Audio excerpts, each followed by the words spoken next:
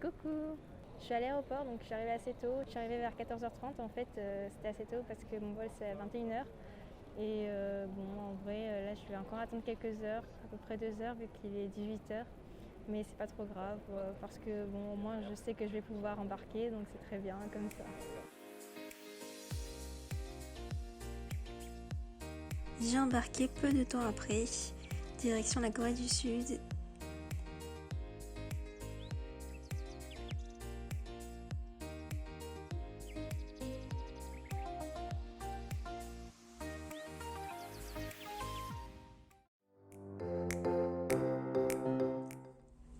Coucou tout le monde. Alors je vous filme depuis mon appartement, enfin pas vraiment mon appartement mais l'endroit où je reste durant la quarantaine sur Séoul.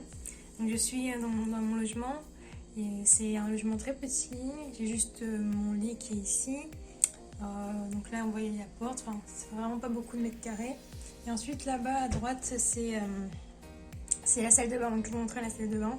C'est vraiment une salle de bain très strict minimum, avec lavabo douche. Genre, tu vois pas ça en France, mais en Corée du Sud, il y a des lavabos douche. Bref, du coup, voilà. Et donc, en tout cas, bon, ça va, c'est sympa. Fait un petit peu froid, mais sinon ça va. Je suis bien arrivée, donc je suis arrivée aujourd'hui. C'était un peu long pour faire tout ce qui était genre check-in, puis après vérifier qu'on a bien fait le test Covid, qu'il était négatif, puis tout ce qui est la quatorzaine et tout. Bref, on a fait pas mal de queues avant de pouvoir sortir de l'aéroport, mais c'est passé. Et donc là, je vous montre un petit peu. Bon, là, j'étais en train de manger, donc en vrai, on a eu pas mal de trucs à manger. Alors, est-ce que je peux vous montrer? Bon, alors, je vous montre vite fait. Donc là, c'est pas mal ce qu'on a eu. C'est une sorte d'omelette avec, je sais pas ce que c'est comme légumes, mais c'est vraiment grave bon avec du riz. Et sinon, moi je me suis un peu installée, donc là, bon, il y a plein de choses, mais je vais vous faire une petite vidéo après. Et donc voilà. Et voilà, j'espère que ça va bien se passer, mais je suis un peu fatiguée, je vais dormir vite fait ce soir, je pense, et on se retrouve plus tard. Alors je vous fais un petit tour de mon logement à Stay For You.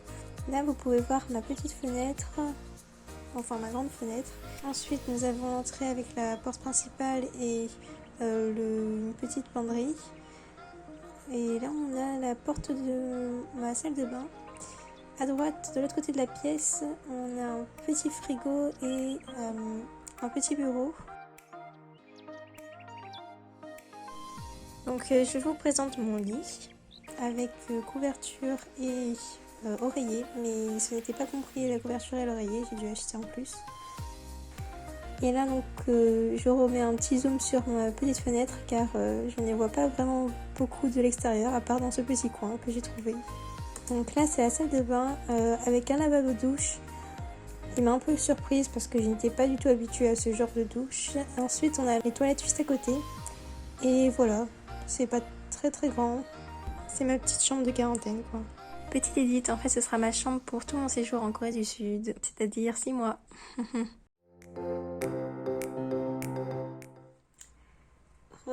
Oui, bon ok, je ne suis pas morte, ne vous inquiétez pas, j'ai juste pris 3-4 jours de repos avant de refaire les vlogs.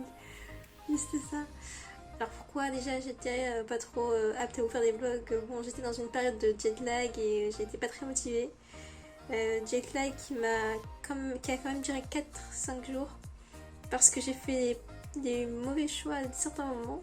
Bon, déjà premier jour j'ai fait le mauvais choix de vouloir sauver la planète et j'ai pas mis le radiateur la nuit. Grosse erreur parce que j'avais froid toute la nuit et je me suis réveillée au moins 3 fois. Donc voilà, c'était pas ouf.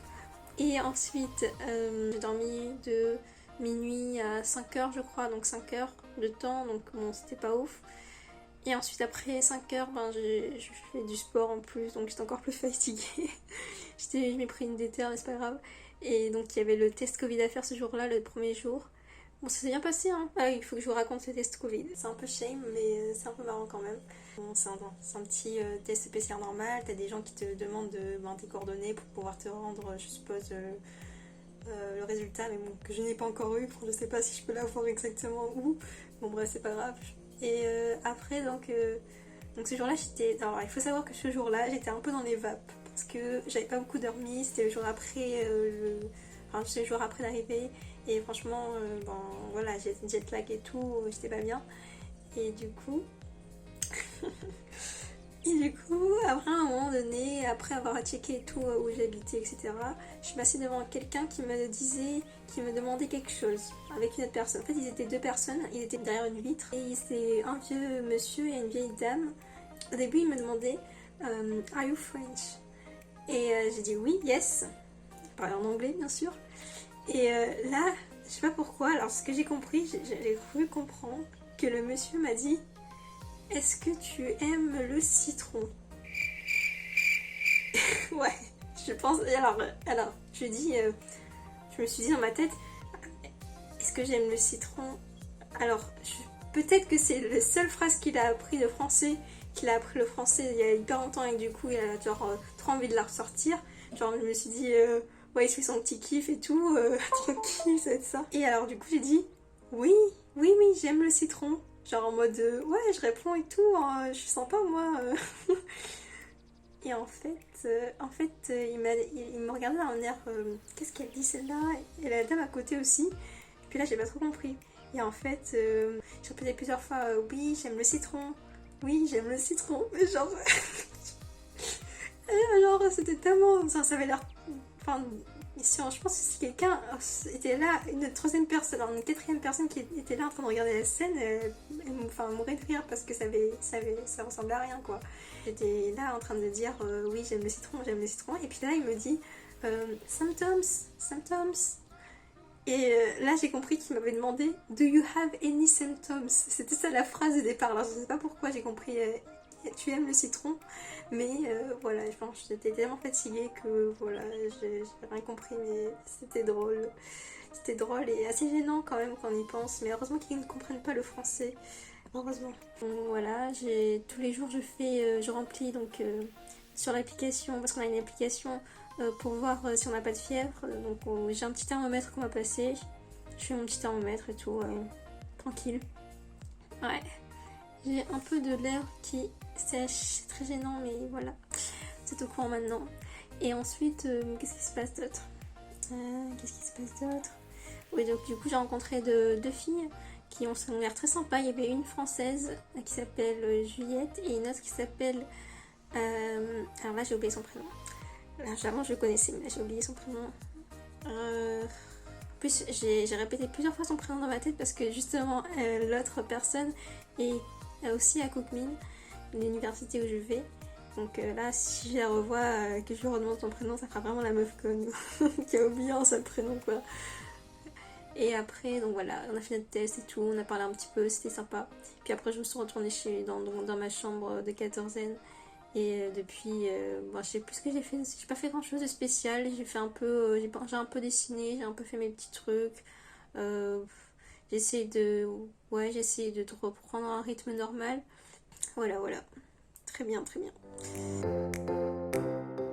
Alors je vais vous montrer comment j'ouvre une bouteille d'eau, parce que oui, on a des bouteilles d'eau normales, on nous donner un peu d'eau quand même, mais le problème c'est que c'est des grosses bouteilles d'eau très difficiles à ouvrir, et moi d'habitude dès qu'il y a un truc difficile à ouvrir je demande à quelqu'un d'autre, sauf que là je suis en quatorzaine. J'ai fait un sondage pour savoir ce qui allait gagner entre moi et la bouteille d'eau, et vous êtes nombreux à m'avoir dit la bouteille d'eau, donc c'est un peu dommage, j'ai quand même pas mal de force à revendre, hein.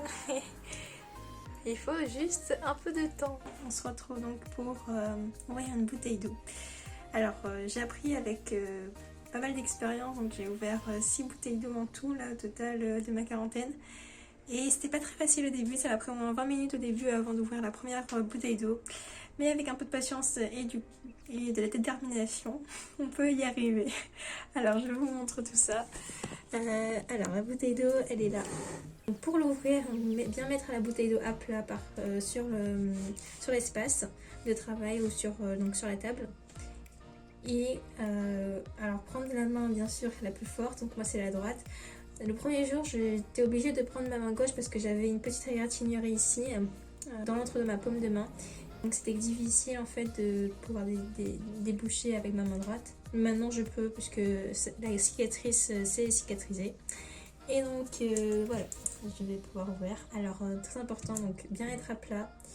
Et en fait il faut bien appuyer dessus, genre il faut donner une petite impulsion sur le sommet, vers le bas, tout en ouvrant. Alors là c'est dur. Ok, ah oui, petit tips aussi, prendre un bout de tissu et bon ça tout le monde le fait, mais voilà c'est important. Et voilà, j'ai réussi à ouvrir. Maintenant c'est beaucoup plus facile à ouvrir. Donc vraiment, n'hésitez pas à prendre un petit tissu. Et voilà, la bouteille d'eau est ouverte. Après pas beaucoup de minutes, hein, même pas 2 minutes. Je me suis améliorée de jour en jour et pour vous montrer ce petit tips. Voilà, c'était tout pour ce premier vlog. J'espère que ça vous a plu.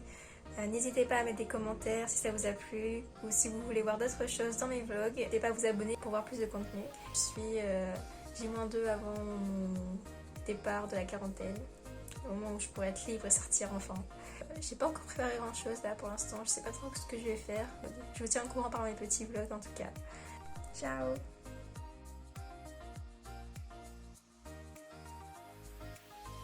Ah oui, j'ai oublié, si vous avez une question par rapport à la quatorzaine, par rapport à comment est-ce que ça se passe à Séoul, le Covid et tout, comment est-ce que j'ai fait pour venir ici et pourquoi, surtout, vous pouvez envoyer des commentaires sur cette vidéo et je vous répondrai sûrement en FAQ dans une nouvelle vidéo.